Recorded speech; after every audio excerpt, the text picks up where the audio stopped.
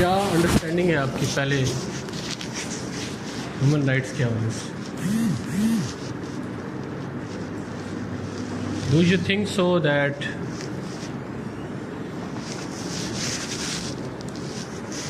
अब वो ना, मैं आपसे ये कहूँगा कि अब तकरीबन सेशन एंड पे पहुँच चुका है। वो जो हाथ पकड़ने वाला काम है वो तो अब ख़त्म हो गया कि आपको लेके चलना हर चीज़। तो अब आप लिखें 15 फरवरी तक, इट डिपेंड्स अपॉन यू। हमारे दरवाजे खुले हुए, ठीक। आप जब तक लिखना चाहते हैं, जो लिखना चाहते हैं, गलत सही आप लिखें। ज़्यादा फोकस आपको इसके ऊपर होना चाहिए। और जहाँ तक बात है बुक रीडिंग की, जहाँ तक बात है टॉपिक से रिलेटेड रीडिंग्स की, वो सारी चीज़ें कोशिश करें कि अब उसको कम करें, ठीक। अब आप उस फेज़ में हैं जहाँ पे थिंकिंग और राइटिंग के ऊपर फोकस ज़्यादा होना चाहिए। What you have contained over the period of time in your mind, उसके ऊपर ज़्यादा काम होना चाहिए। और बाज़ लोग अभी भी ऐसे हैं कि जिन्होंने मुझे सिर्फ दो ऐसे दिए हुए, और बाज़ लोग ऐसे जिन्होंने दिए ही नहीं क्लासेस सिर्फ अटेंड, और कुछ ने एक आपने नहीं ना दिए उसके बाद। आज 9th ऐसे अंदर नवा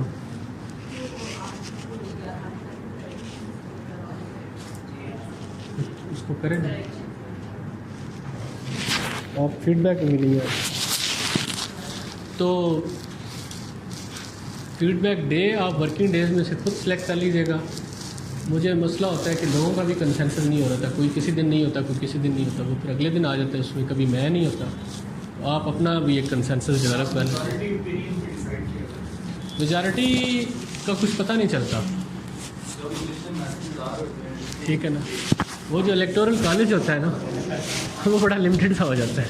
बहुत से लोगों को मैसेज डिलीवर हुआ होता है, बहुत से लोग उसको देख नहीं पाते, बाद में उनकी कॉल्स आती हैं, ठीक, तो उधर से इश्यूज आ जाते हैं। तो उसका बेहतर हाल ये है कि मैं डिक्टेटरशिप रखूँ, अपनी मर्ज़ी से दिन बता दूँ, जो आ गया, नहीं आया तो मेरा कोई शिकवा नहीं, ठीक है। तो डिक्टेटरशिप में ना परफॉर्मेंस ज़्यादा होती है। अयूब के ज़माना देख लें, ज़िया का देख लें, डेवलपमेंट क्यों ज़्यादा होती है? वो एक बंदे ने डिसीजन लेना होता है और अल्टीमेटली ले लेता है। What is your opinion that over the period of time in 2017, when we talk about human rights, and human rights means inalienable, fundamental, inherent rights of the man, which they have as being man or woman, as human beings. All those rights which are part of the debate of the modern world, as well as the part of the constitution of all the states who are the members of United Nations, they adhere to such kind of rights in the regime of United Nations and international law. What is your opinion that the progress we witness today in this day and age, in this age of technology development, this is the progress that we witness? This is a real progress in terms of human rights, or it is just a deception? The greatest tragedy with the science is that it is value free. Ultimately, it depends upon the user who is using science for the positive development of the mankind or for destruction. Science has equal ability of construction and destruction, and sometimes we think that it can destroy more easily than it can build, because the cities which are built in years through the help of science, technology and inventions, they can be destroyed in Hiroshima and Nagasaki within few minutes. So when we talk about science, when we talk about enlightenment, development and progress in the modern world, sometime we see and we believe that all this progress is not a real progress. It is just a deception. We as a human beings have not developed because the fundamental thing was human nature, and the problem in human nature could not be resolved. We could not transform human nature. Since we could not transform human nature, the whole building that we are building on this fundamental pillar वो collapse हो जाती है ultimately. सारी इमारत गिर जाती है क्योंकि उसके सतून में मसला है. ठीक. And this fundamental problem in human nature that we could not train it, we could not tame it in last 50,000 years. This is the reason that war and all such kind of conflict and all things related to war, particularly the art of war, has been developing constantly. And this is the reason that Bertrand Russell says that ultimately it is the art of war which has made the most indisputable progress. And this is the reason progress. And this is the reason that Bertrand Russell, while speaking about human civilization and talking about all civilization, says in the causes of the modern chaos, causes of the present chaos, that when you talk about civilization, it passes through various phases. Each civilization has the same history, has the same story. It grows. There is a birth of civilization, then it grows. Then it reaches to a certain height, then there is decay, and then there is death. Take the example of Babylonian civilization, which was swept away by the Persians were swept away by the Macedonians. Macedonians were vanquished by Romans, and Romans by the Arabs, and Arab by the Teutons. Each civilization reaches a certain height, then there is death and destruction of that civilization, and a new civilization is built upon the ruin of another civilization. However, we can distinguish between one civilization and another civilization, and that distinction is only on the basis of science and modern technology and the modern world in which we are living. And can we say that this modern world is better than the world before? Can we say that the age we are living in is better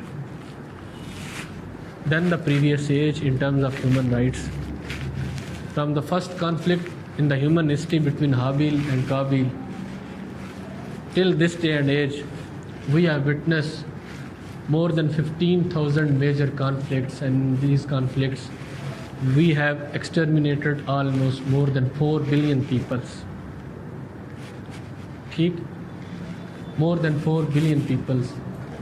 And even from 1501, when foundation of the modern world was laid down, and Paul Kennedy says in Rise and Fall of Great Power that the world 1501 is a watershed moment, a watershed year which divides mankind into two phases, one before enlightenment and one after enlightenment, before progress and one after progress. So what is the ultimate result of that enlightenment and that progress? In last 1000 years, whether we have improved in terms of providing basic security to mankind, the medieval function of the state, establishing law and order, security, right to life. What have we done regarding right to fair trial? What have we done regarding right of the dignity of mankind, of the freedom of expression, of opinion, of assembly, of movement? In all those rights, right to property, right to free movement, right to liberty, have we exterminated racism from the world? Have we decreased poverty and inequality from the world? ठीक, war and conflict and killing each other on the basis of various ideologies, on the basis of various racial feelings or concepts, prejudices, वो सारी चीज़ें क्या वो decrease हुई हैं? जब refugees की लाशें मिलती हैं यूरोप के साहिलों के ऊपर और the heart of modern civilization Europe did not accept them and they have contributed in creating this mess, but they are not ready to accept it. Can we say that mankind has grown toward positive direction and there is a real progress and real enlightenment? ठीक, every human right about which we talk, we may say that there are crises, there are problems. But the question is that in this evolution of mankind, human rights की आज के दौर में क्या worth है, क्या progress है, क्या ये प्रोग्रेस रियल है या ये इल्यूजन है, इसके ऊपर आपकी ओपिनियन बिल्ड होना चाहिए. ठीक, व्हाट इज़ योर ओपिनियन, बताएं. Progress real?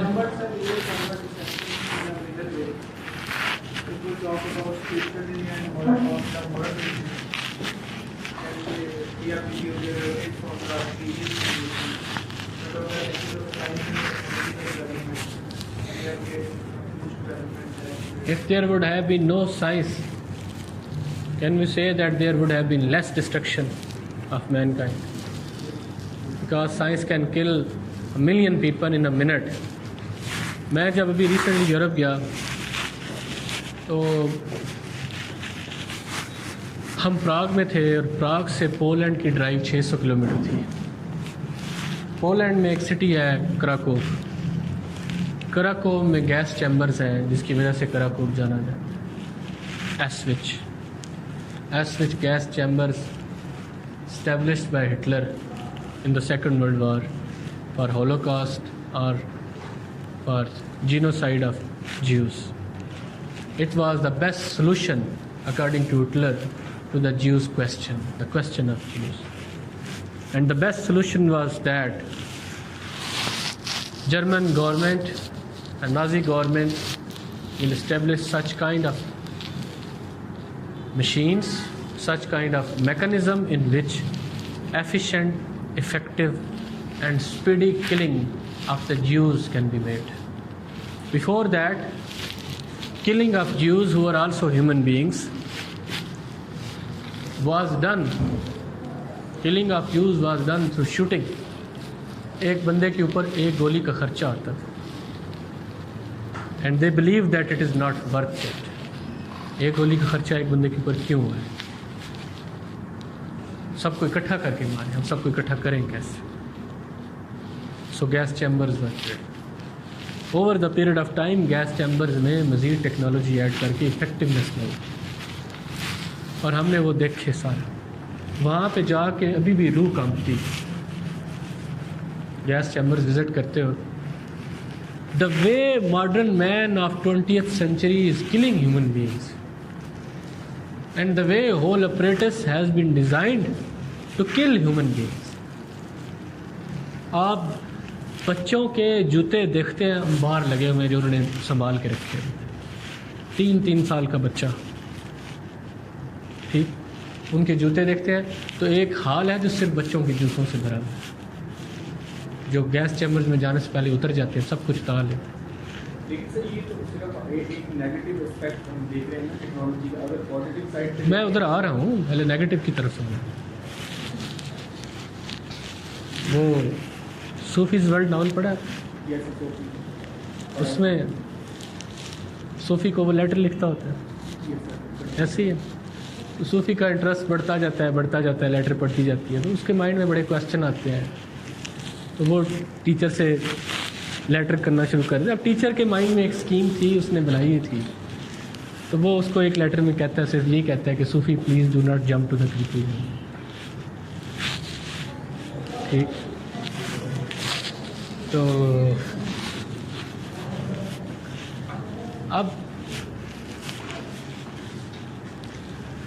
अब ये है कि वो जब आप देखते हैं बच्चों के, वो तो ऐसे लगता है जैसे बच्चे अभी भी इधर उनकी रूहें फिर।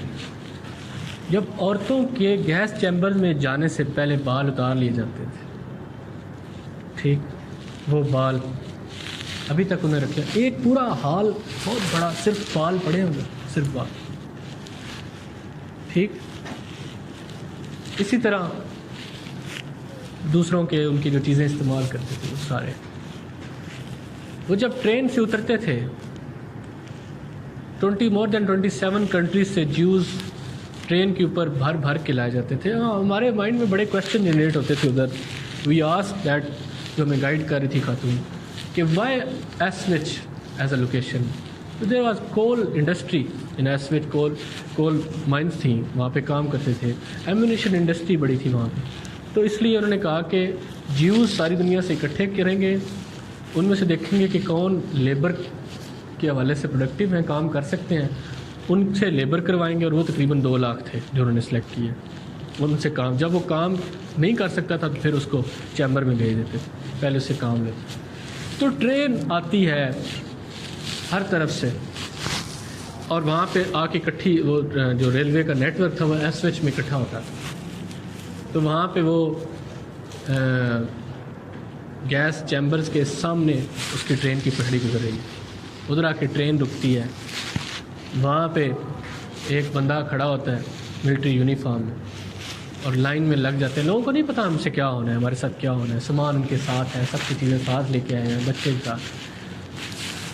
वो लाइन में लगते हैं, डॉक्टर चेक करता है उसको, डॉक्टर चेक करके बताता है कि ये फिट है तो वो इसी लेफ़्ट से इस तरह सिग्नल देता है टूवार्ड्स फैक्ट्री।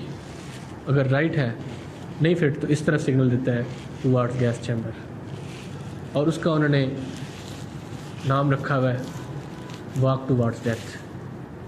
ठीक, उस स्ट्रीट का नाम जो है ना। अब अंदाज़ा लगाएं कि the fate has been decided. लोग ट्रेन से उतर रहे हैं, इशारा हो गया है towards death and towards temporary life until and unless you are unable to work.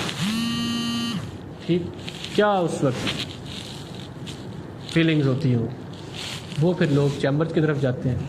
वहाँ पे अब चैम्बर क्या है, चैम्बर में 700 लोगों की कैपेसिटी है, और उसमें बात का 2,000 लोग ठोंस दिए जाते हैं।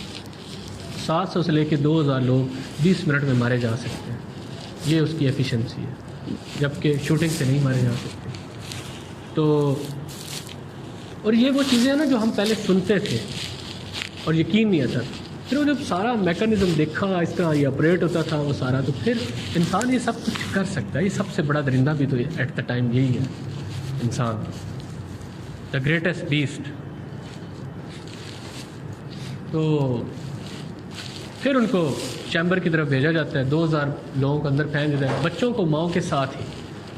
ठीक, और वो सब, और जो ही वो अंदर जाते हैं, साइनाइड एक केमिकल है, उसको चैम्बर की चिमनियों में रखा जाता है, और 2,000 लोग जब सांस लेते हैं तो कमरे का टेम्परेचर ऑटोमेटिकली जब 25 सेंटीग्रेड इंक्रीज़ होगा तो साइनाइड मेल्ट होना शुरू हो जाएगा और वो ऑक्सीजन में शामिल होना शुरू हो जाएगा। कमरे में सफोकेशन स्टार्ट हो जाएगी और विद इन 20 मिनट्स सबके सब मर जाएंगे। That was the answer to Jewish question and that was the state of human rights by one of the most modern developed nation of the world, German Nazi. ठीक, so in this process 11 lakh लोग मारे गए Jews, और overall Holocaust में वो कहते हैं more than 4 million. बहरहाल 2 मिलियन तो कहीं भी नहीं गया, 2 मिलियन लोग मारे। ये सारी चीज़ें उस वक्त हो रही थी जब साइंस अपने अरूज पे थी, जब मशीनरी अपने अरूज पे थी, जब इंडस्ट्री अपने अरूज पे थी, ये सब कुछ था। जब लीग ऑफ नेशंस आ चुकी थी, जब we were moving toward United Nation Organization, जब वॉल्टायर बोल चुका था, जब रोसो कह चुका था, जब जेएस मिल और Bentham greatest good of the greatest numbers कह चुके थे, जब लिबर्टी फ्रेटर्निटी इक्वालिटी की स्लोगन लग चुकी थी, जब 1848 का रेवोल्यूशन भी आ चुका हुआ था, ठीक, जब universal declaration of human rights बन रहा था, ठीक, आया तो 47 में, 48 में, जब जॉन लॉक ह्यूमन राइट्स की फाउंडेशन रख चुका था, ठीक, जब अशोका 2500 साल पहले राइट टू लाइफ के ऊपर कह चुका था, जब Cyrus the great Cyrus cylinder 4000 साल पहले दे चुका था और उसने कहा था right to life is the life of every human being and right to property also, ठीक, जब इस्लाम आ चुका हुआ था, ठीक, ये सारी चीज़ें हो चुकी थी, और जब साइंस सब कुछ था, उसकी मौजूदगी में तो ये सब कुछ हुआ है. It means there is something fundamentally wrong with अस,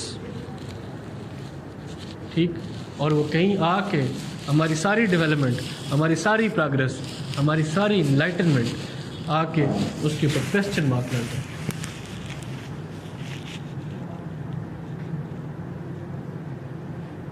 समझ आ रही है?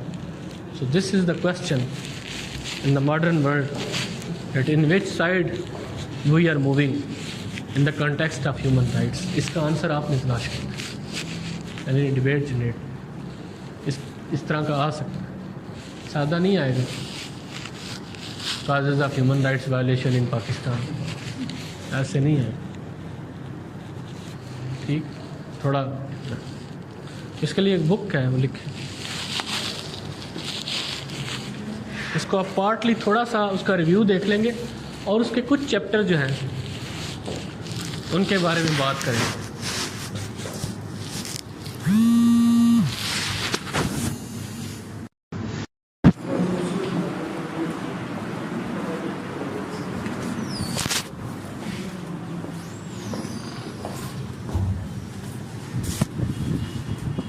Enlightenment Now by Steven Pinker मैं शेयर कर दूंगा.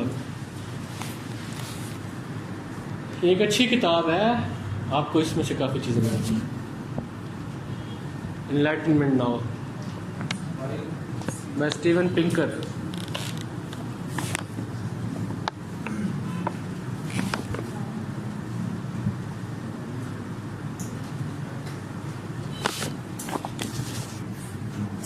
ठीक है जी, एक अच्छी बुक है. आप इसके कुछ चैप्टर आप देखेंगे तो वो आपके डायरेक्टली बड़े रेलिवेंट हो. स्टीवन पिंकर, ठीक.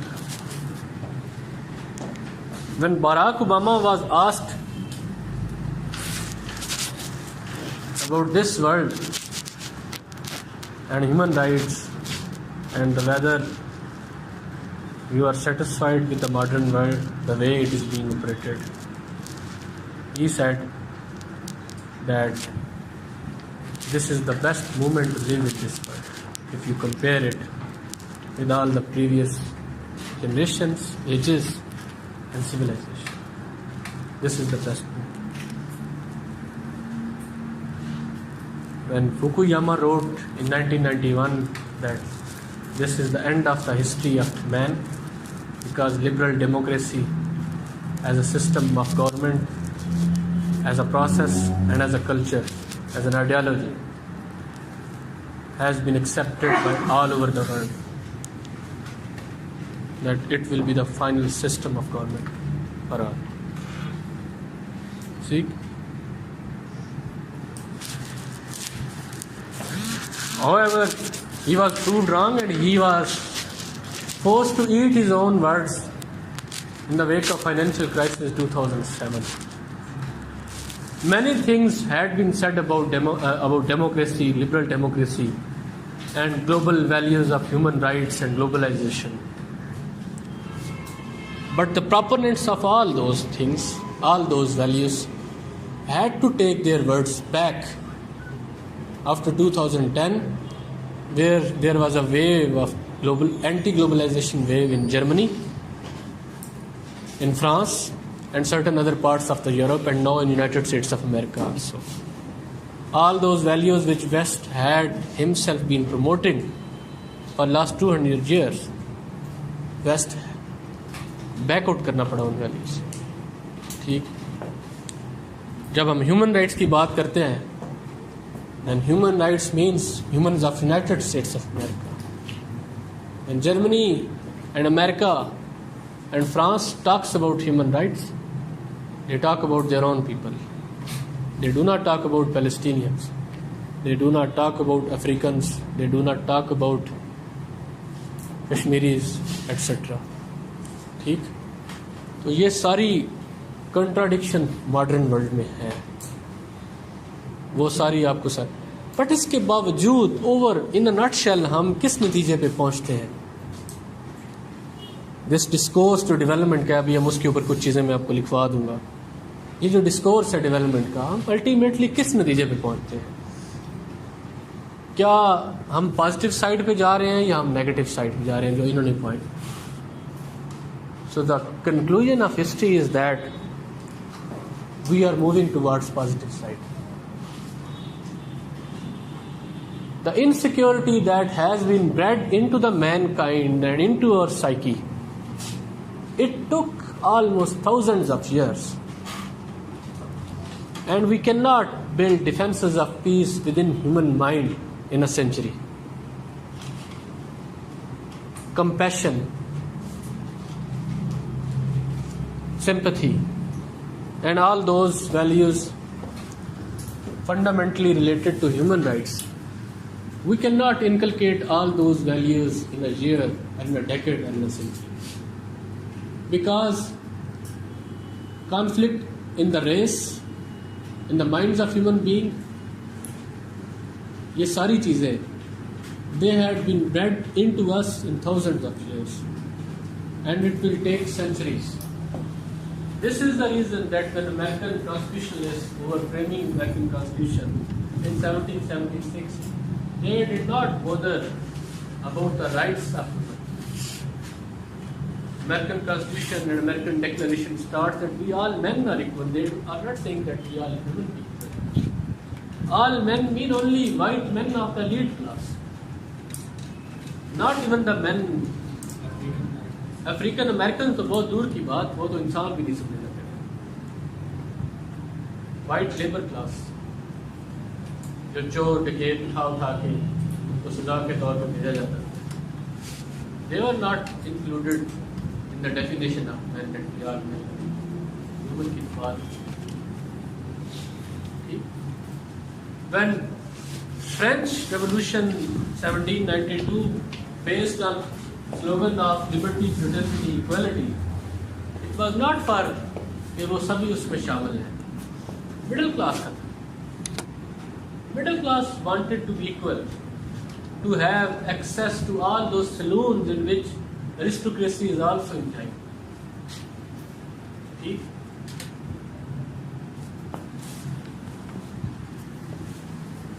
ये सारी चीजें होती रही। एवोल्यूशन आया, 1832 में स्लेवरी अबॉलिश हो गई, वो अमेरिका में, पहले ब्रिटेन में।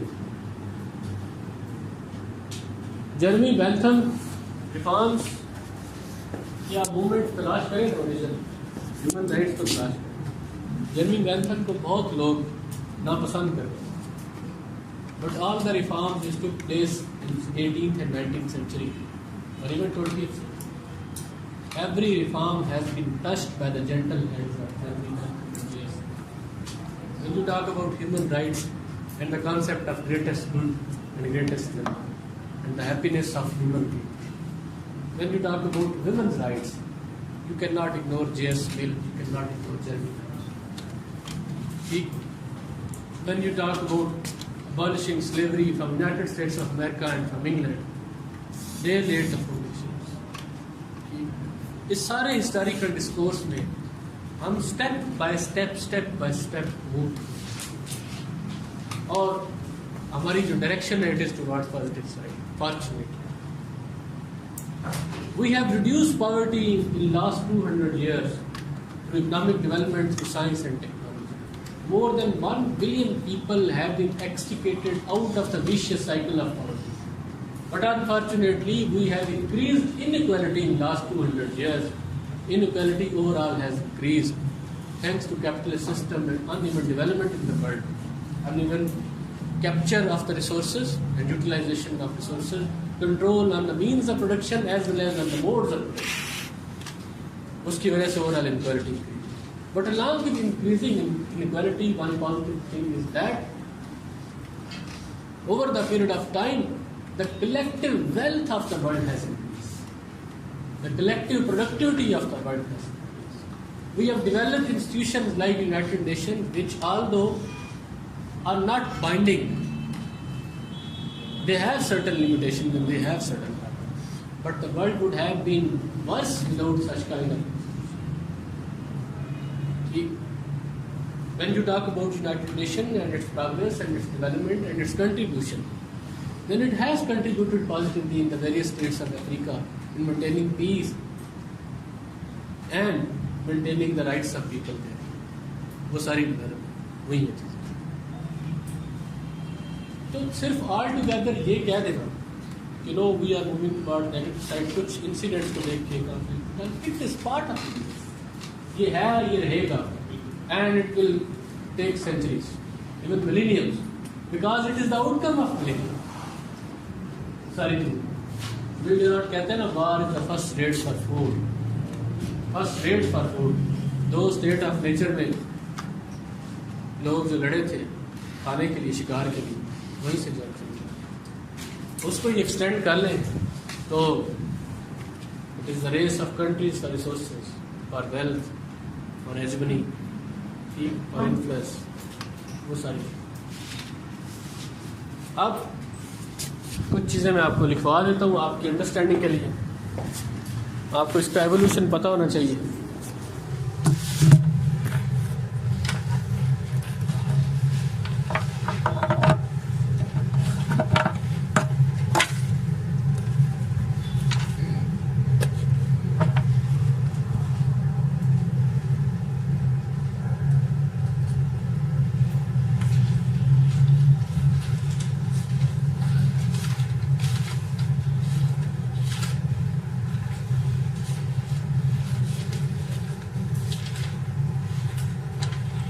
आप लिखे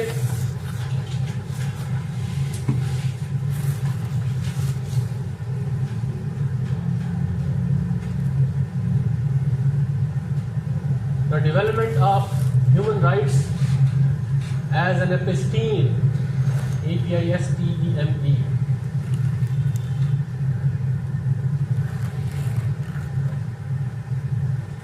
The development of human rights as an episteme is an outcome of modernity.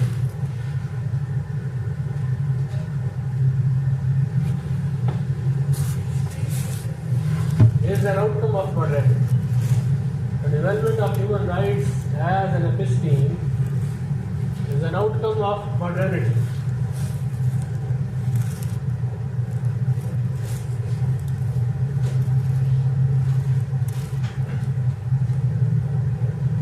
Notch up the stage.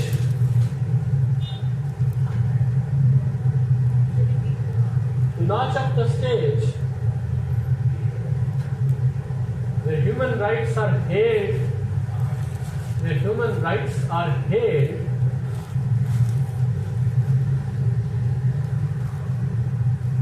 as sine qua non, where human rights are hailed as sine qua non for any civilized society,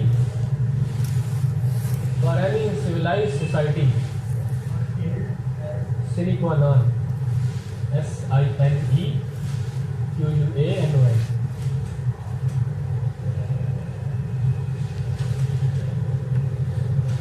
as sine qua non for any civilized society.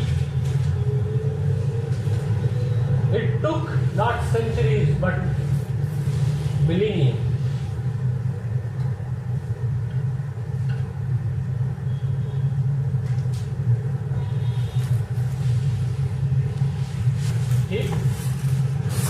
Women and slaves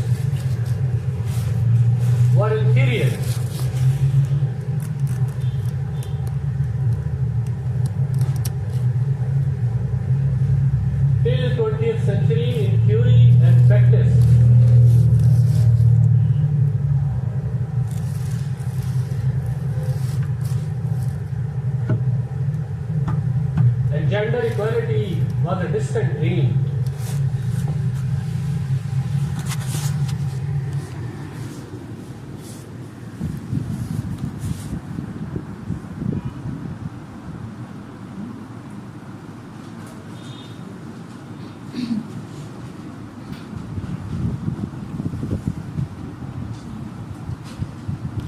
अभी कुछ मैं history से आपके just knowledge के लिए कि ताकि आप अपने इस तरह का कोई ऐसे आ जाए तो उसको हिस्टोरिकल बैकग्राउंड देने के पर्पज़ से नहीं, बट उसकी आपकी हिस्टोरिकल अंडरस्टैंडिंग के लिए और ये कैसे इवाल्व हुआ है over the period of time.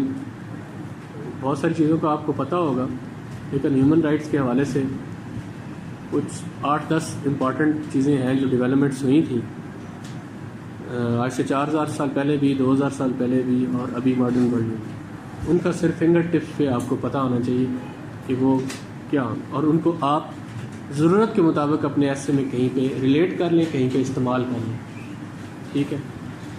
बाकी इसका एक जनरल इंट्रोडक्शन मैं आज क्लास में लिखवाने की बजाय पहले 5 घंटे की क्लास ली है मैंने। आज एक नए सेशन की पहली क्लास थी, वो आपको पता है पेनफुल होती है, सुनने वाले के लिए भी और सुनाने वाले के लिए भी।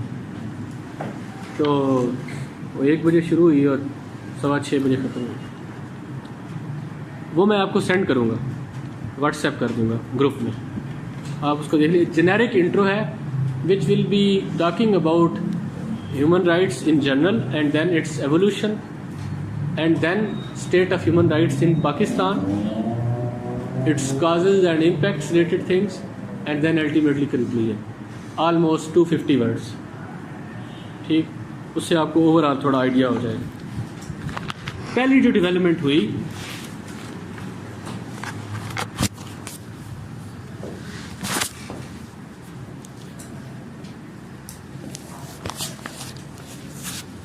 ये एक कोड था किंग ऑफ उरनामो, URNAMU, उरनामो। यहां से काम स्टार्ट हुआ था। UR मैं लिख देता हूँ यार,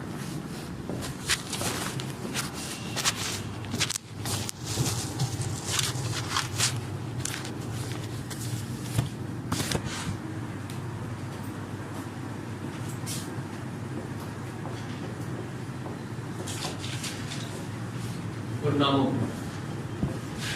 सिविलाइजेशन कौन थी?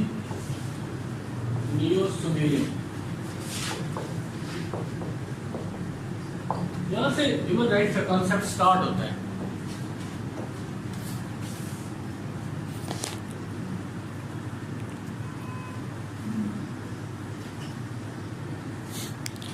It is first known civilization of Mesopotamia. इसमें कौन कौन से राइट्स दिए गए थे पहली बार इंसान को, जो रिकॉग्नाइज किए किसी सिविलाइजेशन ने, स्टेट्स ने? Rights of persons, marriage, successions, penalties and property. यानी कि ये जो right to property, person, marriage, successions, ये 2100 BC में नियो सुमेरियन सिविलाइजेशन ने दिए, रिकॉग्नाइज किए। एक हम्मुराबी किंग था, पता ना?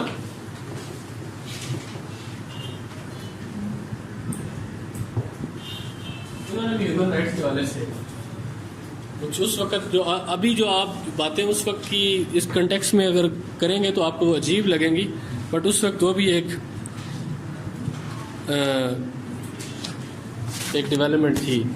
इनमें एक ये था कि फर्ज किया, ये इन्होंने वो कॉन्सेप्ट किया था, concept of justice, eye for an आई।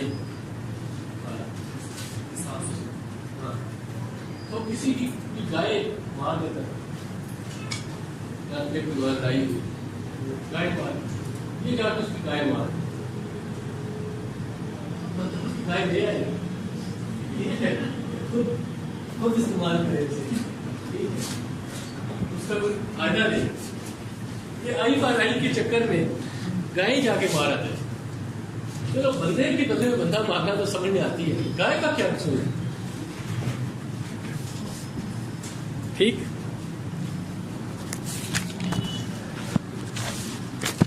अच्छा जी, इस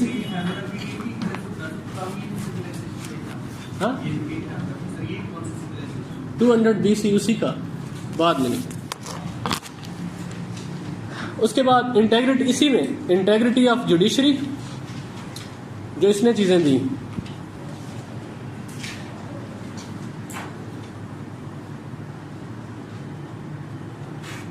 integrity of judiciary, wrong acquisition and tooth for tooth, eye for eye concept of justice, जिसको कहते हैं प्रोग्रेसिव जस्टिस।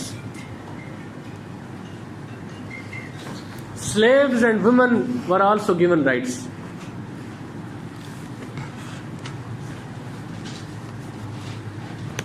फिर इसके बाद एक लैंडमार्क डेवलपमेंट जो हुई सबसे बड़ी, वो था साइरस सिलेंडर। ये आप गूगल करेंगे तो सामने आ जाएगा, पर्शिया में अभी भी मौजूद है। 539 BC, Babylon fell to Persians. Cyrus cylinder is considered as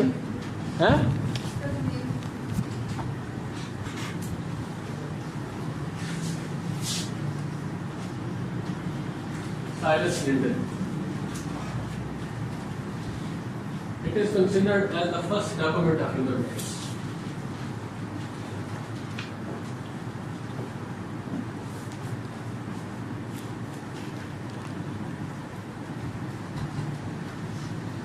And it was the first remarkable step of putting on hold the institution of slavery. Institution of slavery was put on hold, and it also introduced the concept of paid workers.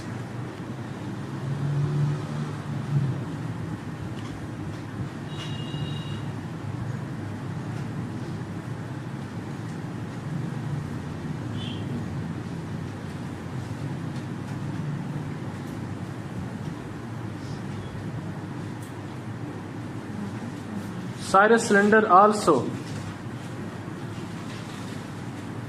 gave birth to the protection of the rights of liberty, freedom of movement,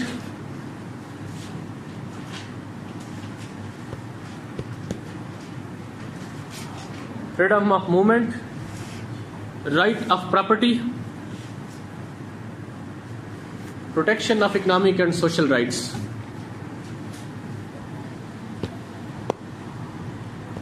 फिर आ जाए जी religion पे, role of religion.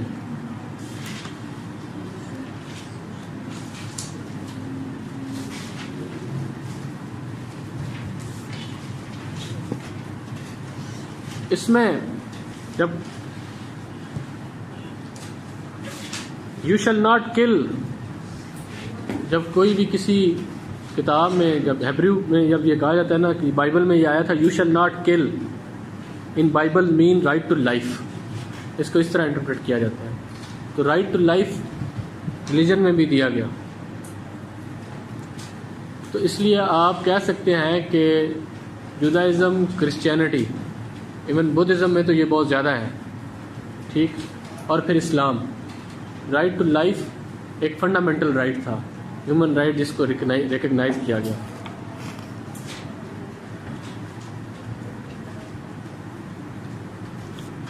Bhagavad Gita अगर उसको पढ़ें तो उसमें अहिंसा का कॉन्सेप्ट आपको मिलता है। भगवत गीता में नॉन वायलेंस का कॉन्सेप्ट, ठीक।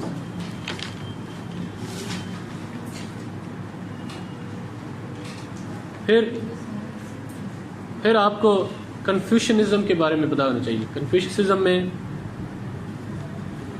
भी ह्यूमन राइट्स के हवाले से बात की गई है। चाइनीज,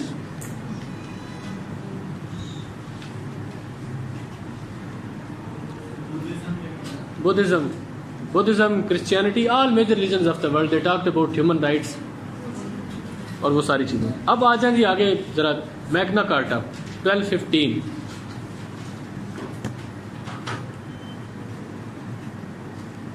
(63) सेक्शंस थे मैग्ना कार्टा के। 3 limitations on the power of kings,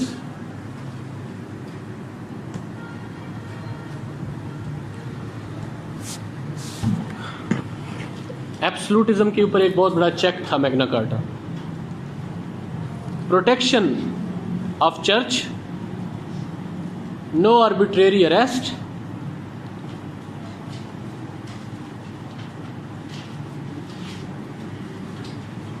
regulated seizure of property.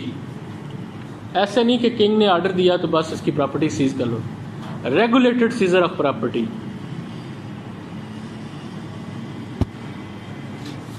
उसके बाद ये Machiavelli, idea of secularism and nationalism. अच्छा, मैग्ना कार्टा में there were 63 sections, limit on kings power, protection of church, no arbitrary arrest and regulated seizure of property, and then separation of church. और उसके बाद है Machiavelli.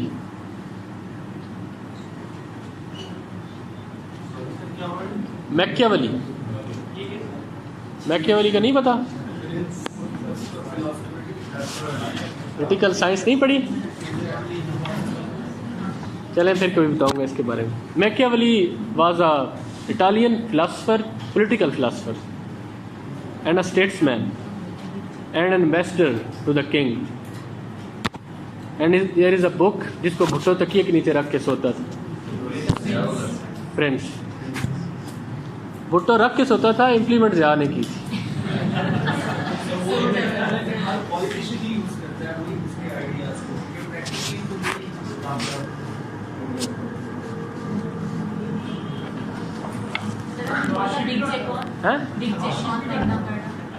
Big check on absolutism, Magna.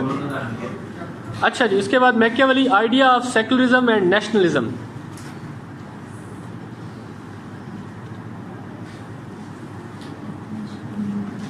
ये took religion, हमने 1947 तक आना है, ज़रा जल्दी करें। मेन जो हिस्टोरिकल इवेंट्स हुए हैं उससे होगा क्या, ये ज़रूरी नहीं थी चीज़ें। उससे सिर्फ ये प्रूव करना था आपके इंट्रो थीसिस स्टेटमेंट में कि हम इन सारी चीज़ों के बावजूद we are moving towards other directions, and the way you develop your thesis statement and points of view on your essay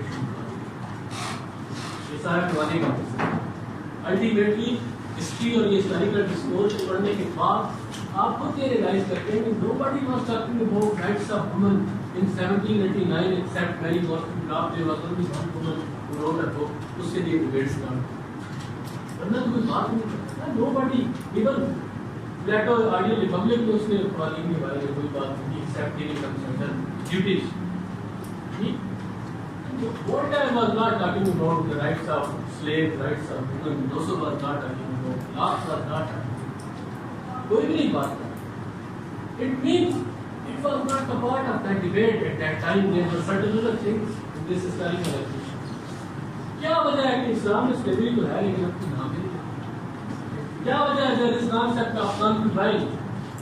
sir for example आपके ऑफलाइन रेलेवेंट भी है, उसमें क्लैरिटी भी, ऑर्गेनाइजेशन भी है, प्रोडक्शन भी बड़ा अच्छा है, सब कुछ अच्छा है, लेकिन आपने नेगेटिव व्यूज को, पॉइंट ऑफ व्यूज को डिस्कस किया।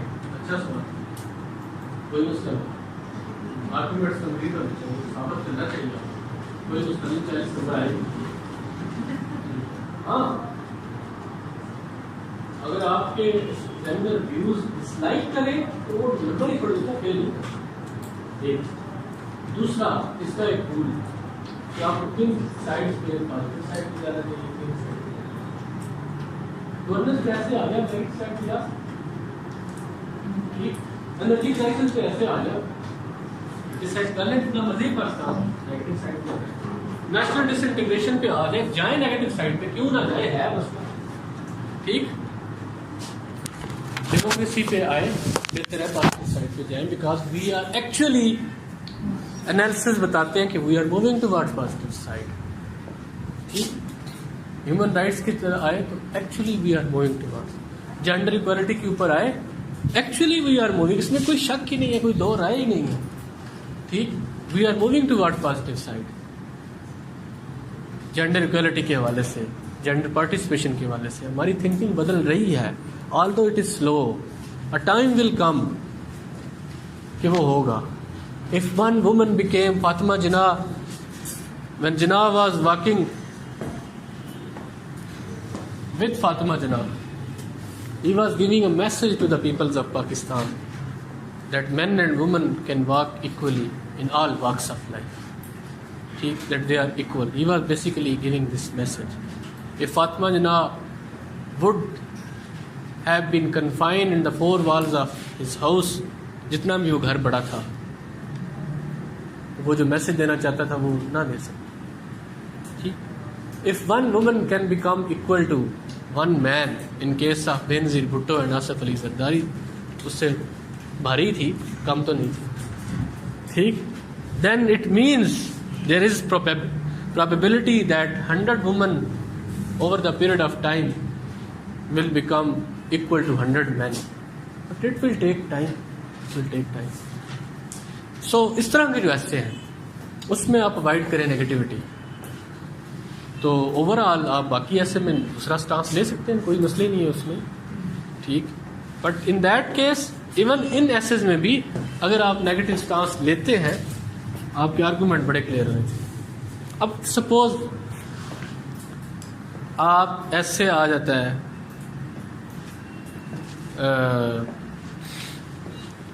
religion has done more harm to mankind than giving benefits. क्या ओपिनियन लेंगे? क्या मज़हब ने ज़्यादा फ़ायदा दिया है या ज़्यादा नुकसान पहुंचाया? फ़ायदा दिया. कुछ लोग लिखेंगे कि नहीं, इसने ज़्यादा नुकसान किया. कंफ्यूजन भी तो ज़्यादा हुई. ठीक.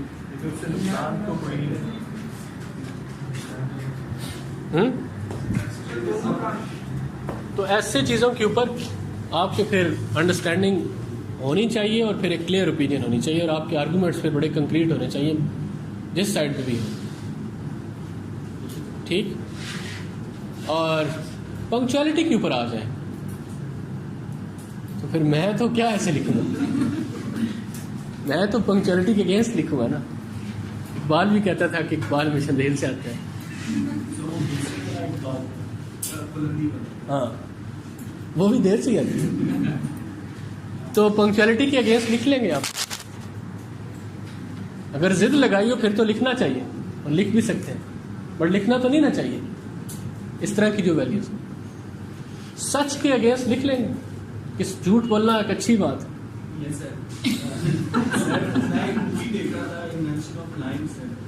वो बात ठीक है, मैं समझ गया हूँ. लिखने को तो बंदा कुछ भी लिख सकता है, लेकिन क्या लिखना चाहिए उसमें फिर इशू हो जाए. इसलिए ये जो मार्च ऑफ हिस्ट्री है और जो सर्टन मॉरल इश्यूज हैं उनके ऊपर आप उनके अगेंस्ट नहीं जा सकते. अच्छा जी, आगे. He took politics out of the religious context. ये लिख लिया आपने? He took politics out of the religious context.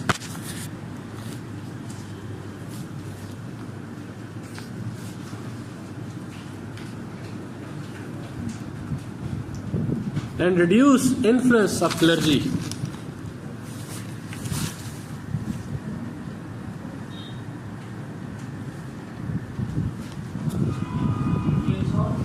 Clergy, CLERG. उसके बाद Martin Luther 1512.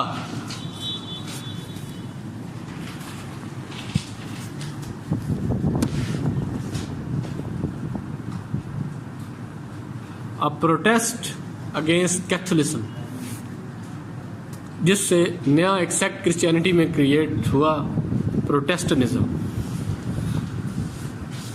That was a protest against what was happening at that time and what the church was doing at that time.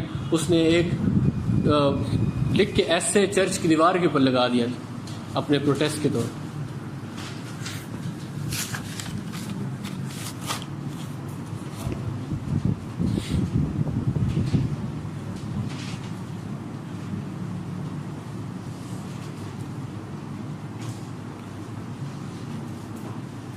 उसके बाद आ जाएं जी treaty of Westphalia 1648.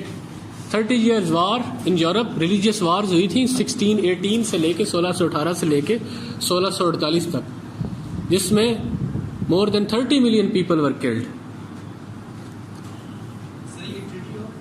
Westphalia 30 million. इसके नतीजे में फिर ये हुई जिसमें चर्च और स्टेट को अलग कर दिया गया. and that was the beginning of secularism and real beginning of human rights.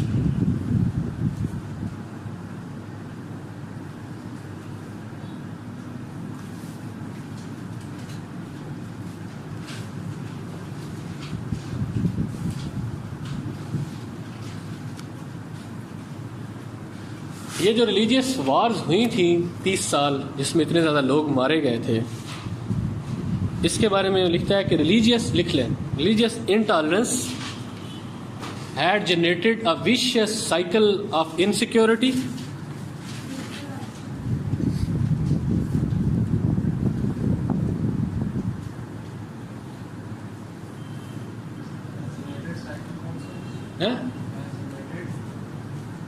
religious intolerance had generated a vicious cycle of insecurity for life, property and honor.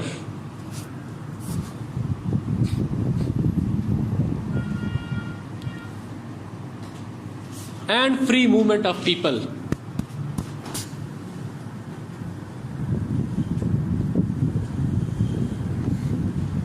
अब इससे 3 चीज़ें निकली थी आगे जो आज आपको मिलती हैं 21st सेंचुरी में, ये वहाँ से स्टार्ट हुई थी। रिलीजियस फ्रीडम दी गई 1648 में, चर्च और स्टेट को सेपरेट कर दिया गया। उससे क्या हुआ?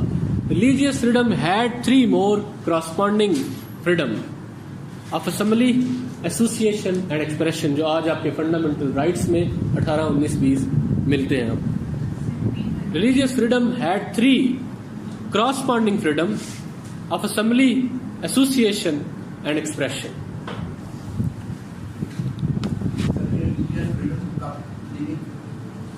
– 1648 ट्रीटी ऑफ वेस्टफाल।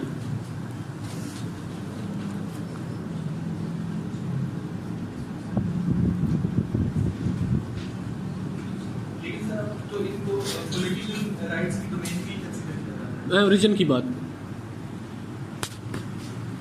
अच्छा, इसके बाद क्या हुआ? Reason, the age of reason, Will Durant की पूरा एक वॉल्यूम है एज ऑफ रीजन।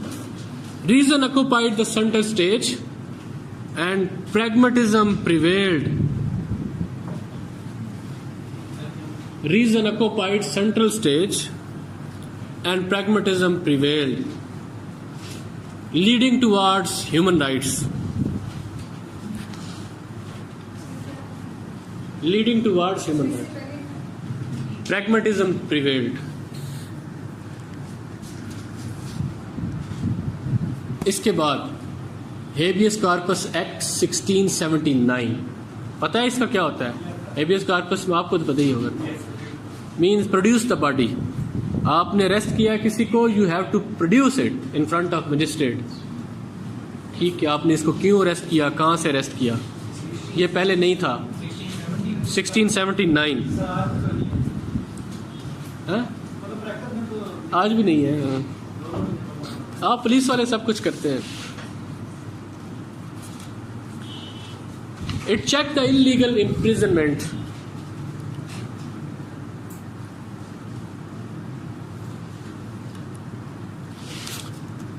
इसके बाद ग्लोरियस रेवोल्यूशन 1688।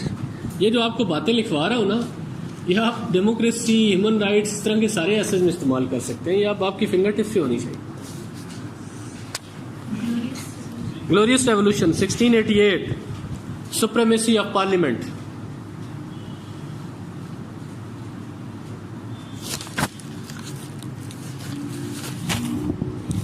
आगे आ जाए 1689, बिल ऑफ राइट्स। वो तो पहले लिखवा दिया ना, यही ज़माना जो स्टार्ट हुआ 1648 के बाद। Bill of rights 1689। Peoples representative house of common जिसे कहते हैं, assume power. It became dominant over house of lords and king.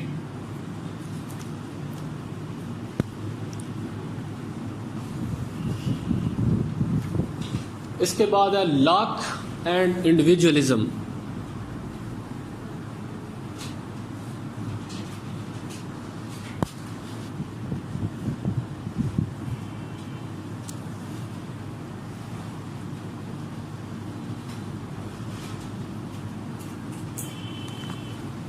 ये बड़ी लंबी डिबेट है, पॉलिटिकल साइंस वालों को पता होगा। He gave the concept of first time gave the concept of natural rights. ये जो right to life, right to property, ये सब they are natural rights of human beings. They were in the state of nature, they had been blessed with these rights in the state of nature. Nobody can take them, no king, no parliament, no institution. This is the reason that Locke is considered as the father of human rights. John Locke.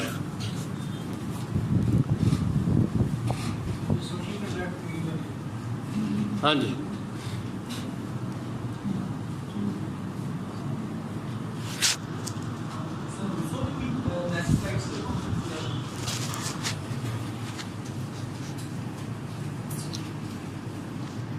अच्छा उसके बाद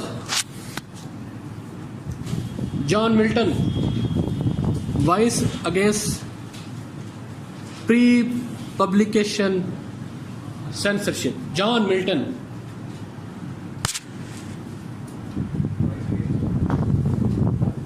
vice against pre publication censorship, इसकी एक quotation लिख लें।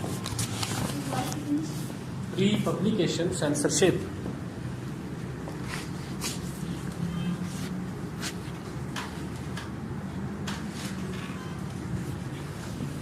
Give me the liberty to know. Give me the liberty to know, to utter. ये बताएं next week आपकी क्लास, ये मुहर्रम 10 जुमे को ख़त्म होगा, 10 मुहर्रम, संडे को क्लास रखें।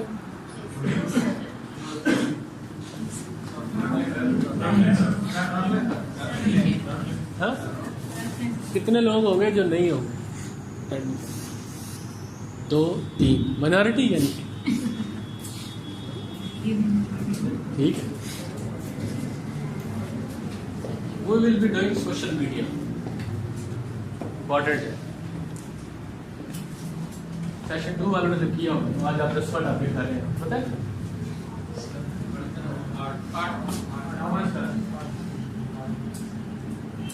8वां तो किसी सूरत में नहीं हो सकता, 9वां जेंडर पे स्वभाव है।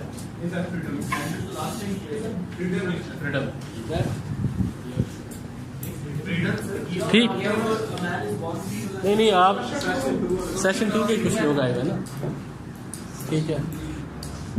ये बड़ा निगलेक्टेड सा सेशन था, ये उन दिनों शुरू हुआ, हमारी एकेडमी शिफ्ट हो गई, फिर हम रोड पे आ गए, तो 1.5 महीना एकेडमी क्लास ही ना हुई, तो इनका भटक गया था। तो ठीक है, आपको करवा देंगे।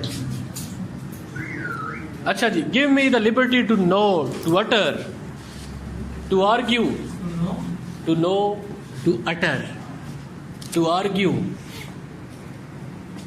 freely, to argue freely above all liberties.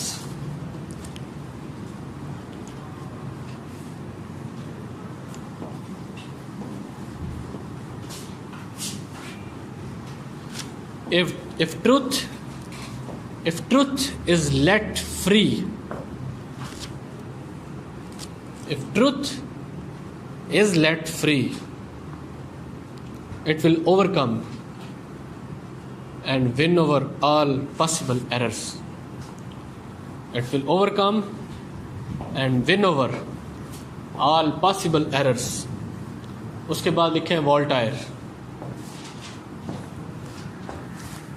वॉल्टायर, वॉल्टायर, VOLTAIR। इसकी रूह तड़प गई होगी जब सुना होगा। उसने कहा था, I disapprove of what you say, but I will defend till death your right to से।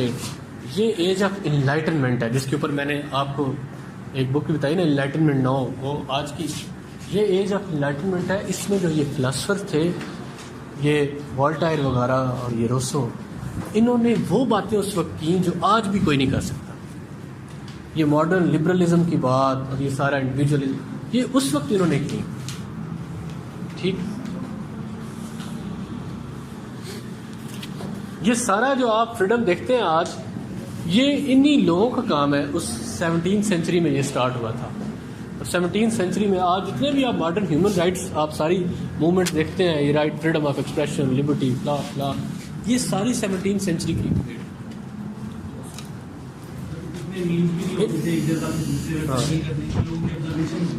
इनकी आप बड़ा क्रेडिट देते हैं ना सोशल मीडिया को, अरब स्प्रिंग का। Time and space always matter, क्योंकि तब की जरूरत थी, तब इन्होंने फिलॉसफर्स दी, अब हमारी जरूरियात चेंज। अब भी है फिलॉसफी, अब भी चल रही है, हम पढ़ते नहीं हैं, अब भी दुनिया में वो सब कुछ हो रहा है अब। बट ये इन्होंने फाउंडेशन प्रोवाइड की थी, उसके ऊपर सुपर स्ट्रक्चर हम अभी भी बिल्ड कर रहे हैं। आप अरब स्प्रिंग में सोशल मीडिया को बहुत क्रेडिट देते हैं ना कि 1 साल में और कितने कंट्रीज़ में आ गया और ये वो। 1848 का रेवोल्यूशन भूल जाता है लोग, यूरोप में आया था। विद इन 1 ईयर सिर्फ न्यूज़पेपर होता था उसमें और कुछ भी नहीं था। Within 1 year it develop whole of the Europe. ठीक, 1848 के रेवोल्यूशन में यूरोप में हर कंट्री उससे मुतासर हुआ था 1 साल में। कोई ये मीन्स ऑफ कम्युनिकेशन नहीं थे, कोई सोशल मीडिया नहीं था, बट ये सब कुछ हुआ था और बड़ी इंटेंसिटी से हुआ था और इतनी ही इंटेंसिटी से उसको दबा दिया था। I disapprove of what you say, but I will defend till death your right to say it. In the age of enlightenment, ये लिख लें, in the age of enlightenment, knowledge was the driving force. Knowledge was the driving force in sharpening the concept of human rights.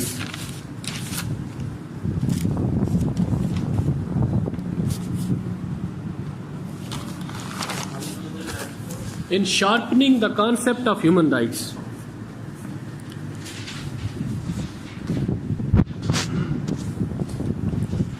उसके बाद American revolution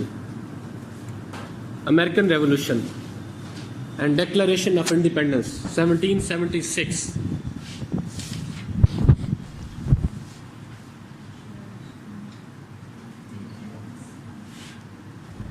इसके दरमियान bracket में आप 4 चीजें लिख लें। और पॉपुलर सॉवरेनिटी का कॉन्सेप्ट दिया कि लोग रूल करेंगे, नो किंग विल रूल। मैंने इसके ऊपर पहले बात कर चुका हूं आपसे। पॉपुलर सॉवरेनिटी का कॉन्सेप्ट रोसो, ये भी ह्यूमन राइट्स की डिबेट का हिस्सा है। लॉक ने बात की नेचुरल राइट्स की, limits on sovereignty, limits on sovereignty.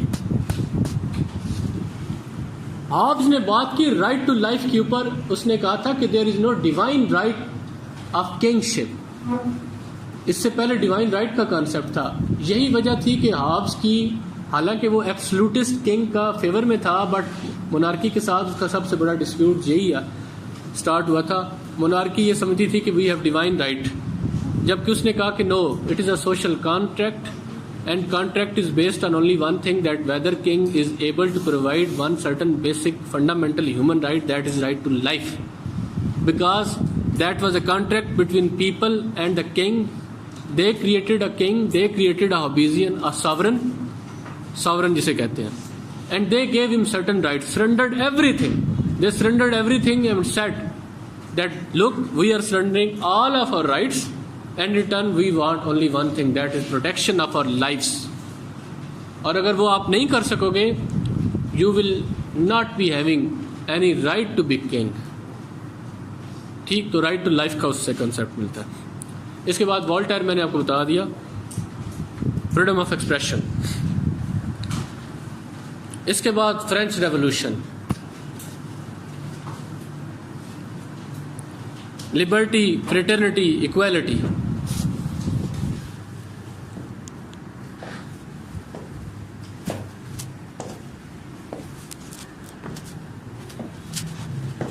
इसके बाद 1819, age of beginning of age of ism, ISM ism. ये जो आपके सारे इज्म है ना, लिबरलिज्म पहली बार वर्ड 1819 में स्टार्ट हो गया।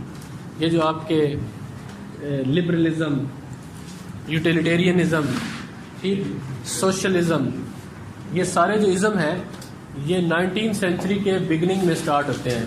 और पहला इज्म लिबरलिज्म का वर्ड जो यूज़ हुआ था वो 1819 में यूज़ हुआ था, लिबरलिज्म। ठीक है जी। 1832 reforms in UK, United kingdom, great Britain, slavery was abolished reform act के थ्रू।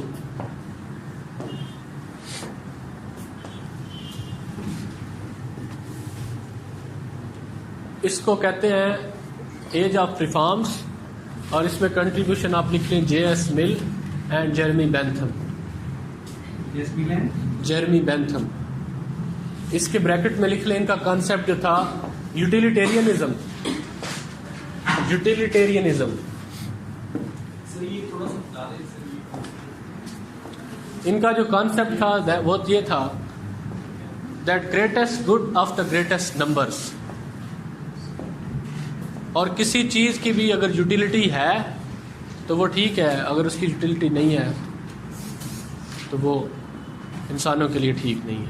इसलिए all those things which ensure human happiness, मैं सादा तरीन ज़ुबान में इसको बता रहा हूँ, जो ह्यूमन हैप्पीनेस को इंक्रीज करती हैं, they are the part of human rights. And it should be the goal of mankind that they should aspire and work for increasing happiness of the greatest numbers. ज़्यादा से ज़्यादा लोगों की ज़िंदगियों में खुशियाँ आनी चाहिए। और खुशियाँ किस चीज़ से आती हैं? गुर्बत ख़त्म हो, इनइक्वालिटी ख़त्म हो, ठीक है, एम्प्लॉयमेंट जनरेट हो। और सबसे पहले किसी फ़िलासफ़र ने, मेल फ़िलासफ़र ने अगर बात की है वुमेन राइट्स की, तो J.S. मिल ने बात की है। उसकी जो बीवी थी हैरी टेलर, उससे मुतासर होके स्टार्ट काम उसने किया था, but after her death J.S. मिल उसको फिर एक पीक पे लेके गया। मुझे बुक कभी भूल गई है, मेल फिलासफर ने सबसे पहली जेंडर के ऊपर या वुमेन राइट्स के ऊपर सबसे पहली बुक J.S. मिल ने लिखी थी, अभी मुझे इसका नाम भूला हुआ है। इसके बाद ये सब कुछ हो गया 19th सेंचुरी में, फिर लीग ऑफ नेशंस और फिर यूनाइटेड नेशन में वर्ल्ड वॉर 2 के बाद universal declaration of human rights. इसके ऑलमोस्ट 30 या 31 आर्टिकल्स हैं, आप सिंपली गूगल करेंगे सारे आ गए।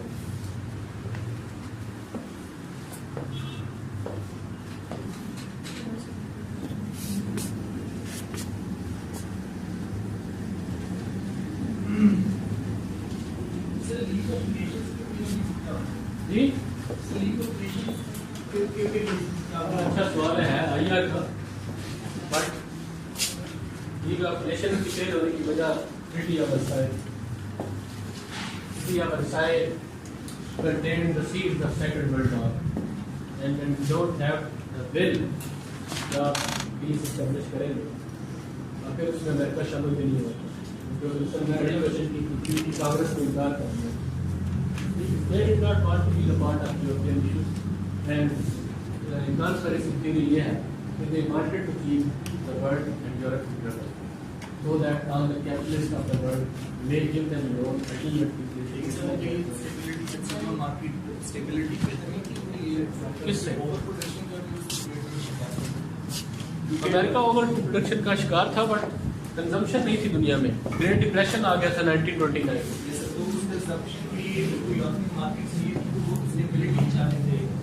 तो इसीलिए तो अमेरिका ही लोन दे रहा था।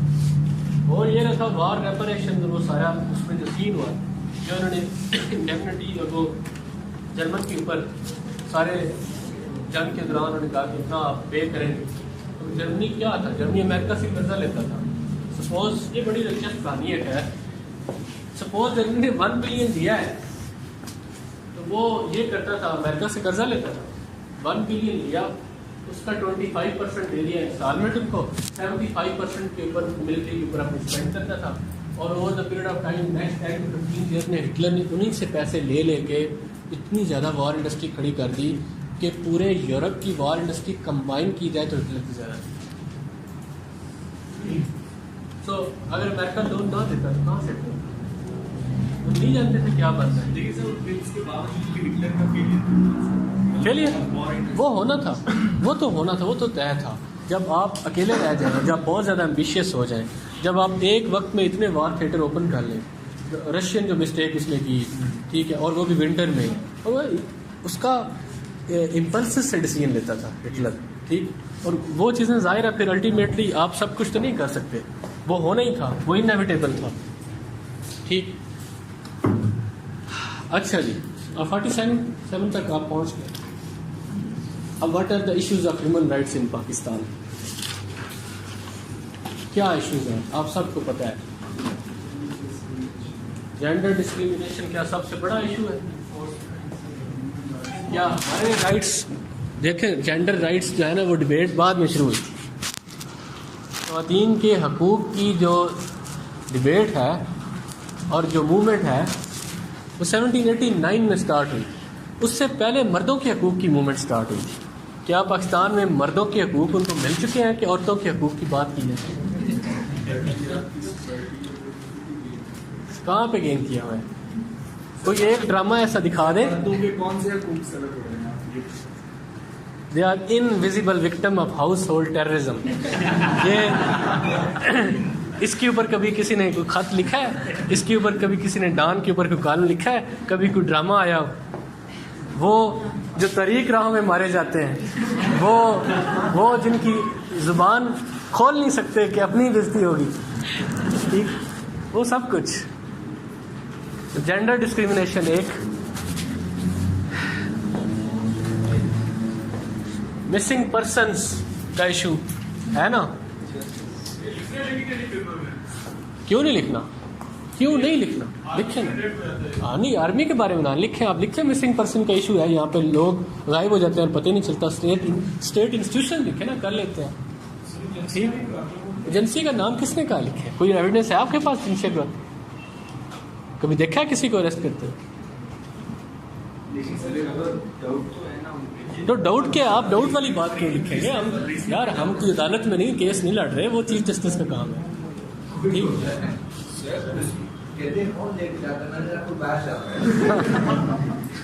अच्छा जी, स्टेट इंस्टीट्यूशन, हाँ, तो अच्छा मिसिंग पर्सन का इशू है। कभी आपने आईडीपीज के बारे में सोचा? ऑल ऑफ सडन आपको पता चले you are living in Waziristan. मेरा एक दोस्त था, बड़ा अमीर आदमी था, हम रूममेट थे डीसी में, और बड़ा करीबी दोस्त है मेरा। नॉर्थ में स्टार्ट हुई वार, तो उसने मुझे फ़ोन किया कि यार इधर ऑपरेशन स्टार्ट हो गया, तो हम पंजाब आ रहे हैं। तो मैंने कहा मोस्ट वेलकम, आप आ जाएं, ठीक है, फैमिली इधर मेरे घर में आ जाए, ठीक सारा। बट वो ultimately they settled in Peshawar, उनको पेशावर सूट करता था।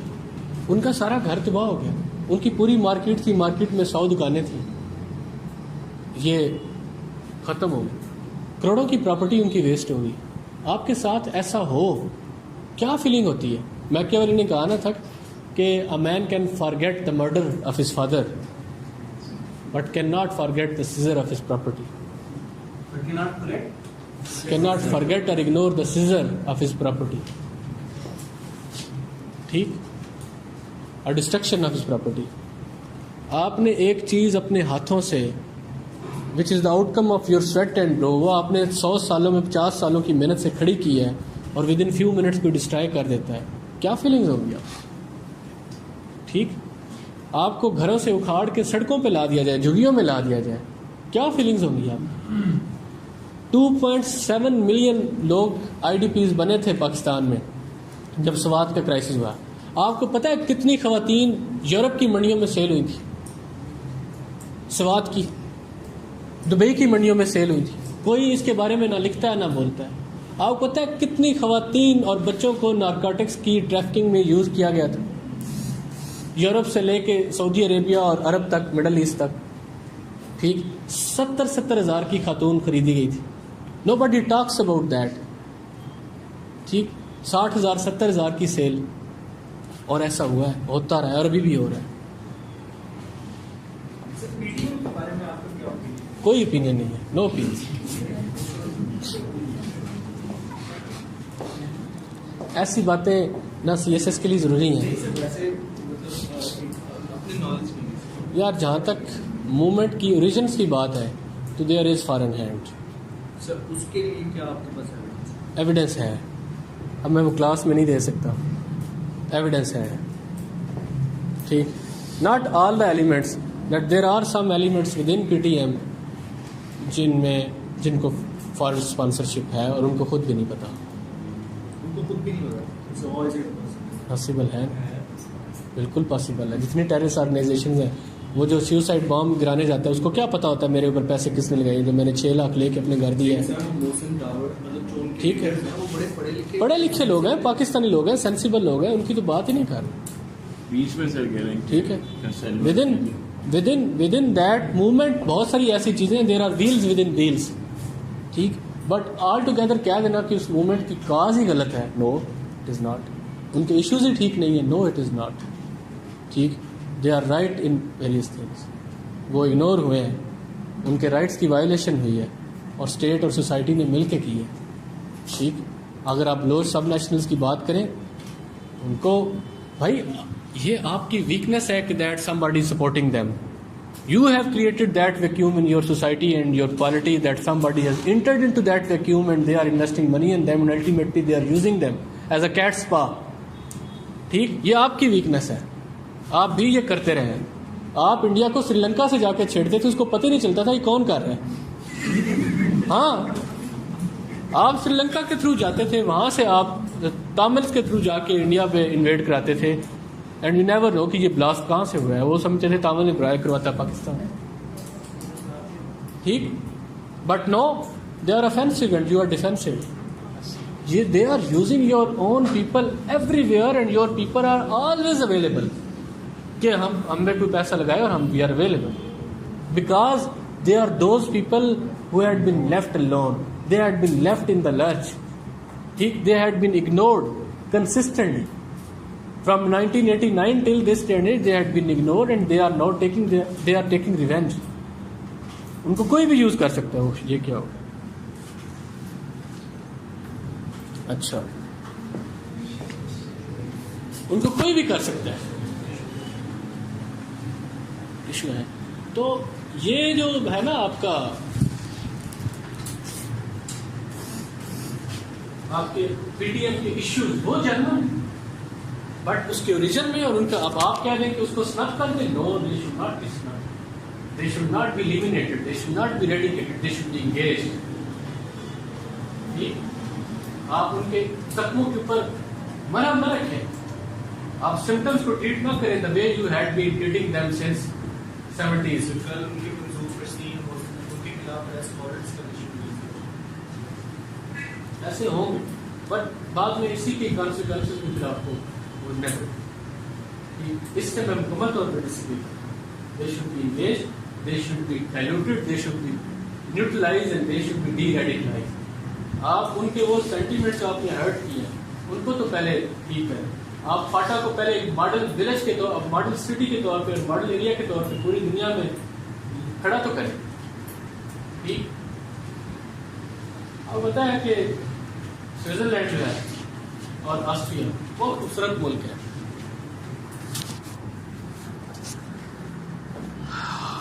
स्विट्जरलैंड भी छोटा है GB से, गिलगित बल्तिस्तान, ऑस्ट्रिया भी छोटा है।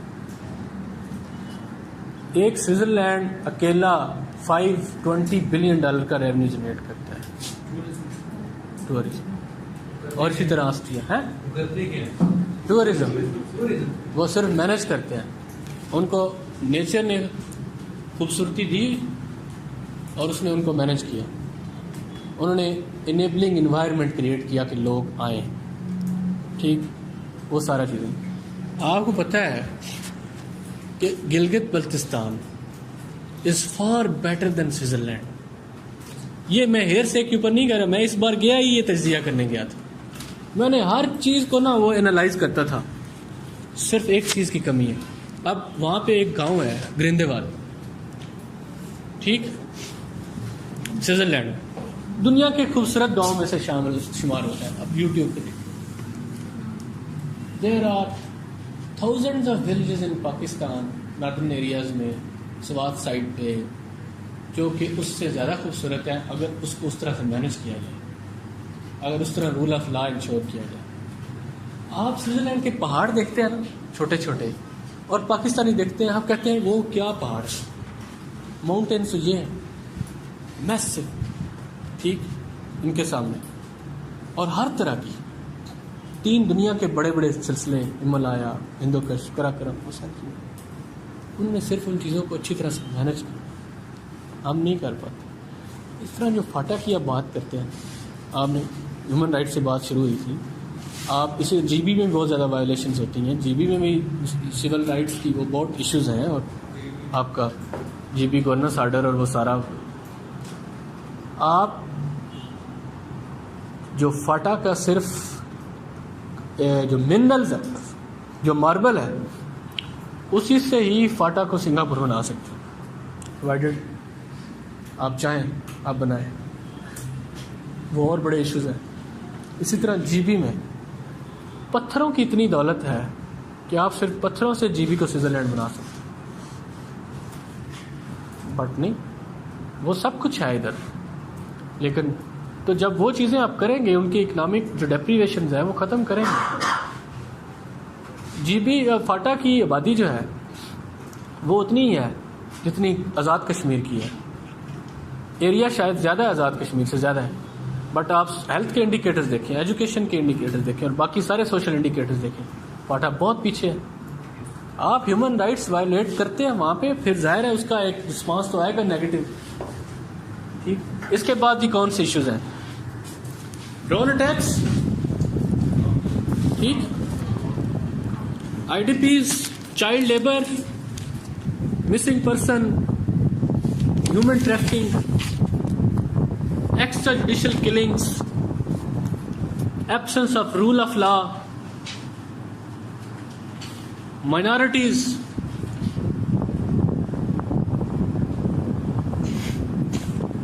justice, इतना स्लो, पेनफुल और अपॉलिंग किस्म का जस्टिस सिस्टम है कि गरीब आदमी तो इसके हाथ चढ़े। ठीक, और उसके लिए आपका स्टेट का जो जुडिशल सिस्टम है वो बिल्कुल ही नाकाम हो चुका है। चीफ जस्टिस साहब बड़ा वो दूध की दुकानों के ऊपर उधर उधर छापे मारते हैं। सबसे ज़्यादा जो उनको ज़रूरत है ना, वो अपने निज़ाम को ठीक करने की ज़रूरत है। हम ठीक है, ब्यूरोक्रेसी बहुत बदनाम है और मैं पार्टली उसका रिस्पॉन्सिबल हूँ। किसने? नहीं, मैंने नहीं सुना। क्या थी?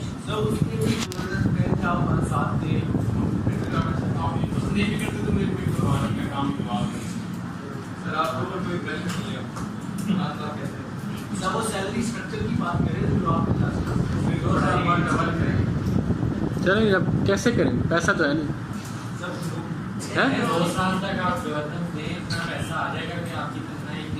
हाँ, हमारे पास ही जो गाड़ियाँ हैं उनको बेच के 2 साल के लिए हमारी सैलरी डबल कर दें। ये जिन चीज़ों के लिए आप आ रहे हैं ना सिविल सर्विसेज में, वो आपके आने तक नहीं रहेंगे।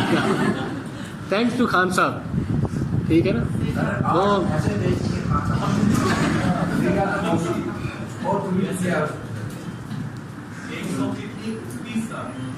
यार, इससे बेहतर था उन भैंसों का दूध बेचते रहते। 2 साल में उतनी कमा लेती भैंस, ठीक है।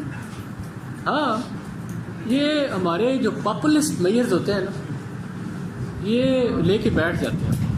इसी तरह हमारी परमानेंट इंस्टीट्यूशनलाइज प्लानिंग नहीं होती, पॉपुलिस्ट मेयर्स होते हैं, तो उस वजह से वो।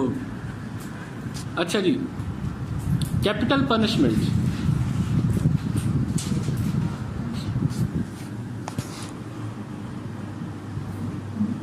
Education, health and necessities of life,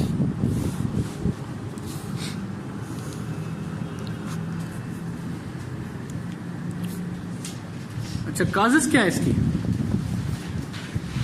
इन सारी चीज़ों की? अगर आप आसान सी बातें हैं ना, पाकिस्तान में ह्यूमन राइट्स की जो वायलेशन है, कि क्या काज नहीं, करप्शन कहाँ से आ गई?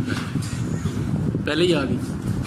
कॉन्स्टिट्यूशन सोशल कॉन्ट्रैक्ट है ना, वही कॉन्ट्रैक्ट है ना जो आप लाख रोशन ने बताया था। ये कॉन्ट्रैक्ट है ना between people and the rulers, between the rulers and the ruled, कि आपकी ये पावर्स हैं, आप ये एक्सरसाइज करें। ये फंडामेंटल डॉक्यूमेंट है। तो वो सुप्रीमेसी उसकी ना हो तो ह्यूमन राइट्स तो वायलेट होते हैं। आपकी तारीख में 71 ईयर्स की तारीख में more than 40 years fundamental rights suspended रहे हैं। ठीक, तो ह्यूमन राइट्स तो ऑटोमेटिकली गए। कैपिटल पनिशमेंट जो है ह्यूमन राइट्स की वायलेशन है। अब तो यही समझा जाता है ना जी। बट अभी दुनिया के वो बहुत सारे मुल्क जिन्होंने universal declaration of rights sign किया हुआ है उसको प्रोपोगेट करते हैं, बट कैपिटल पनिशमेंट अभी तक है। यूरोप में आहिस्ता आहिस्ता जा रही है, बट अमेरिका में भी है। ठीक, अब देखें बाज़ बात ऐसा होता है कि यूरोप हम उनसे जाते हैं ट्रेड करने जी, वो GSP प्लस स्टेटस लेने और इस तरह के लिए, वो कहते हैं आप कैपिटल पनिशमेंट ख़त्म करें, हम कर दें। आप ह्यूमन राइट्स के ये जो इंडिकेटर्स हैं इनके ऊपर पूरे आ जाएं, हम ये ख़त्म करें। कैसे आ जाएं? आप लगे हुए इन चीज़ों के ऊपर 500 सालों से, और आपने अब आके आप उस हिस्टोरिकल जो एवोल्यूशन है आपका सोसाइटल एवोल्यूशन, आप उसके एक इस स्टेज के ऊपर है। We are on this stage. हमने तो अभी खवातीन को वो हुकूक नहीं दिए जो आपने दे दिए हैं 100 साल पहले। आप हमसे ये कैसे एक्सपेक्ट कर रहे हैं all of sudden capital punishment खत्म करें? We have our own issues. ठीक, तो हमें स्टेप बाय स्टेप चलने दिए। ये इश्यूज भी हैं मॉडर्न वर्ल्ड। अच्छा, absence of the supremacy of the constitution और ब्रैकेट में मार्शल लॉज और ये वो चीज़ें सारी।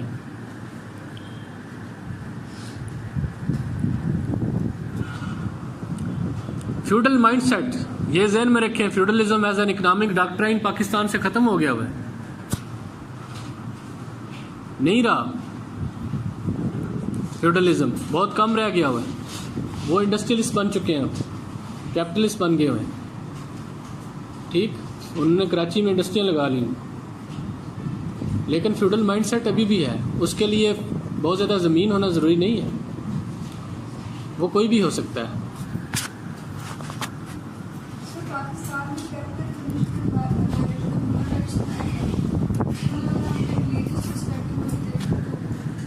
वो और चीज़ है, हम इसको सबसे आखिर में डिस्कस करें। ये मोस्ट रेलिवेंट आर्गूमेंट नहीं है पाकिस्तान के कंटेक्स्ट में। पाकिस्तान में तो इससे कैपिटल पनिशमेंट क्यों होती है? कैपिटल पनिशमेंट तो अब देखें, एक बंदे ने 100 बच्चा मार दिया, ठीक, उसको क्या सजा दी जाए? छोड़ दिया जाए, या उसको जेल में भेज के सारी असाइशन दी जाए जैसे नॉर्वे में दी जाती है? ठीक, तो कैपिटल पनिशमेंट जस्टिफाइड है ना उनके से। आपके APS में अटैक हुआ, capital punishment. Survival of the state and order in the state is the most important thing. General collective wellbeing of the community वो ज़्यादा ज़रूरी है। Violation of human rights in Pakistan context उस तरह नहीं है, बट ये मैंने इसलिए पहले बात की ना कि वो हमें इम्पोज करने की कोशिश करते हैं, but it will take some time. ठीक, सोसाइटी की ग्रोथ उस लेवल पे आ जाएगी तो फिर। अच्छा जी, और काजेस बताएं आप। गवर्नेंस के इश्यूज, लैक ऑफ एजुकेशन भी, आप गवर्नमेंट का एजुकेशन प्रॉपर्ली प्रोवाइड ना करना, वो एक सिम्टम्स भी है, वो एक काज भी है। ठीक, गवर्नेंस एक बहुत बड़ी काज।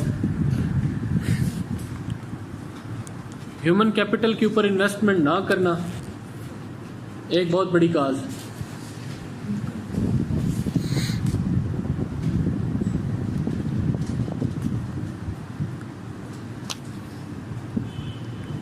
रिलीजन का मिसयूज एक बहुत बड़ी काज, रिलीजियस मिसयूज।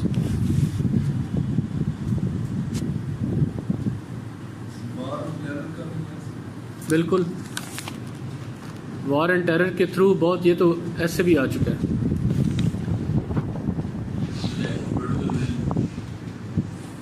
हाँ,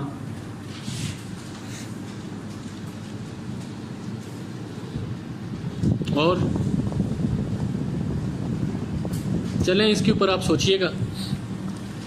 आपको मैं इनलाइटनमेंट 9 की बुक सेंड करूँगा, ज़्यादा पढ़ने की ज़रूरत नहीं, मैं आपको उसमें से कुछ चैप्टर मेंशन कर दूँगा जिसको ना आपने बहुत डीपली नहीं स्टडी करना, ना ही कोई मुश्किल किताब है, बस गो थ्रू करना है। उसमें से आपको ना कुछ आइडियाज़ मिल जाएंगे, कुछ इन्फॉर्मेशन, फैक्ट्स एंड फिगर्स मिल जाएंगे, कुछ कोटेशन मिल जाएंगे, वो आपके करंट पर्सपेक्टिव में आपको इनलाइटन कर देगी। ठीक है जी। सर इस पे 2-3 टॉपिक कॉलेज में लिखना है। बुक्स मेरे पास और भी हैं 2-3, बट आई विल सी कि आर्टिकल्स पढ़े हो कुछ? अच्छे आर्टिकल्स मेरे पास भी नहीं पड़े हुए। मैंने कोशिश की थी, बुक मेरे पास एक हार्ड कॉपी में पड़ी है लेटेस्ट ह्यूमन राइट्स के ऊपर। मैं कोशिश करूँगा कि उसमें बाद में आपको कुछ चैप्टर कॉपी करवा के दूँ। ठीक।